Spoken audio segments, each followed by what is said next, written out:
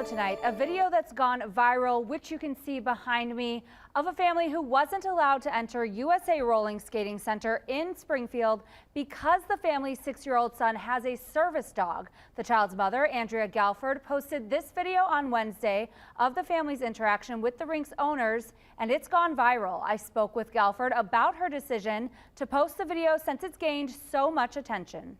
Me and my husband, we both went back and forth on, do we want to share the story? It's a lot as a mother to expose your child, but the ultimate thing was we wanted to get our story out to let any other families know this is what happened. The Galford family visited USA Roller Skating Center in Springfield on Sunday, the parents thinking their kids would go roller skating like any other family. Galford says the rink's owners told them they couldn't come in because of their 6-year-old son Keaton's service dog Murphy, who alerts blood changes due to Keaton's type 1 diabetes. By law, you can't deny me to enter. It doesn't matter. If I'm allergic to dog, I shouldn't have to have it around me. Don't touch my phone. I'm allowed to touch your phone. You are not allowed to touch. You're not allowed to touch none of my property. Keep your hands off. Can you? Hi, can honey. you? I'm so sorry that your parents are doing this.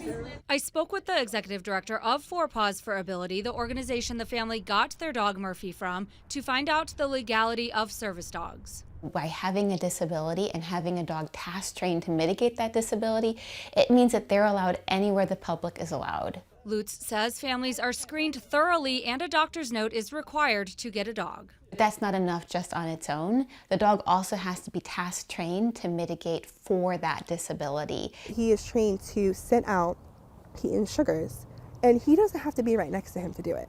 The video has gone viral on multiple social media platforms. One of the owners of the skating rink posted this response on Wednesday that has since been taken down.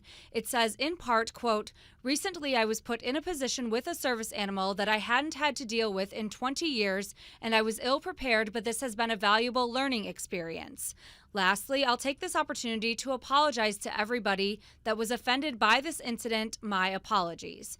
The Galfords have taken legal action, and Andrea told me what she hopes to get from all of this. The main goal is to educate about service dogs.